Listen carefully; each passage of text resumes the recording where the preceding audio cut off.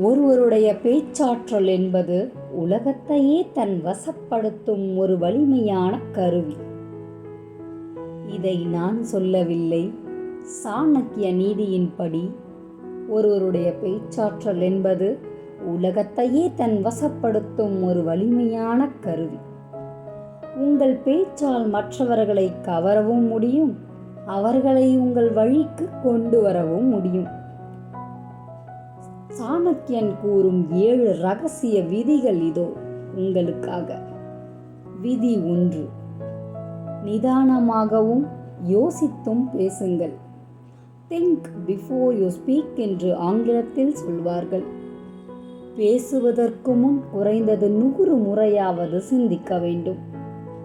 வாயிலிருந்து வரும் வார்த்தைகள் மீண்டும் வராது என்பதால் அவை மற்றவர்களை காயப்படுத்தாமல் இருப்பதை உறுதி செய்யுங்கள். விதி 2: குறைவாக பேசுங்கள்.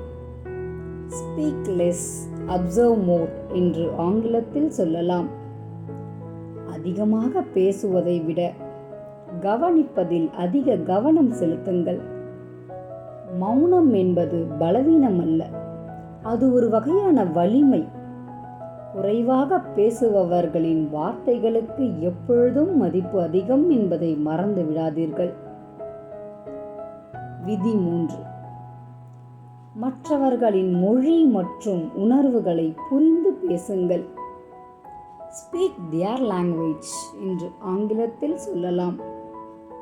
நீங்கள் யாரிடம் பேசுகிறீர்களோ அவர்களின் மனநிலையை அறிந்து அதற்கு ஏற்றவாறு பேசுங்கள். உங்கள் வார்த்தைகள் அவர்களுக்கு புரியும் வகையிலும் அவர்களின் ஈடுபாட்டை தூண்டும் வகையிலும் இருக்க வேண்டும். விதி 4: தேவையற்ற புகழ்ச்சியை தவிர்க்கவும். Flatter wisely, don't overdo it என்று ஆங்கிலத்தில் சொல்வார்கள். மற்றவர்களை புகழும் பொழுது அது உண்மையாகத்தான் இருக்க வேண்டும்.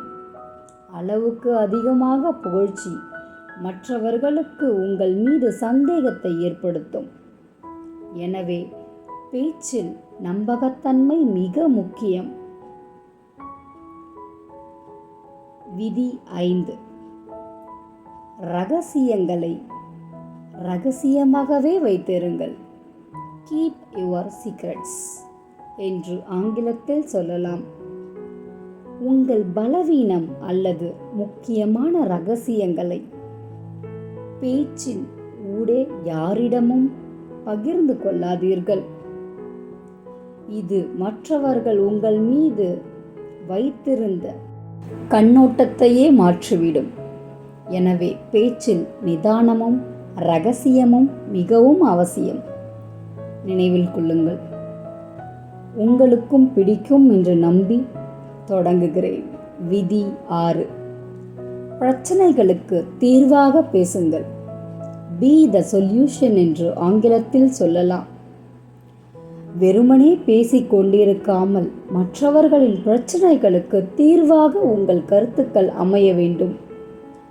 நீங்கள் ஒரு தீர்வை முன்வைக்கும் போது மற்றவர்கள் உங்களை ஒரு தலைவராக ஏற்றுக்கொள்வார்கள். உங்கள் மீது மதிப்பு கூடும், மரியாதை கூடும். விதி 7: கால நேரம் அறிந்து பேசுங்கள். டைமிங் இஸ் எவ்ரிதிங் என்று ஆங்கிலத்தில் சொல்லலாம்.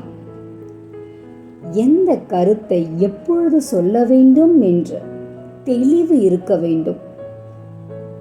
பொருத்தமற்ற நேரத்தில் சொல்லப்படும் நல்ல கருத்து கூட தவறாக புரிந்து கொள்ளப்படும்.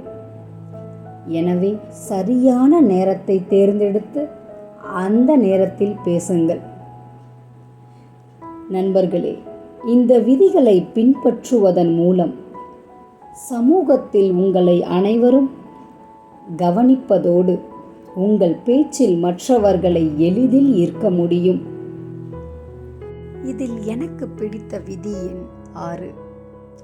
உங்களுக்கு பிடித்த விதி எண்ணை விருப்பமிருந்தால் கமெண்டில் தெரிவிக்கலாம். அடுத்த ஒரு நல்ல பதிவில் சந்திக்கிறேன். நன்றி.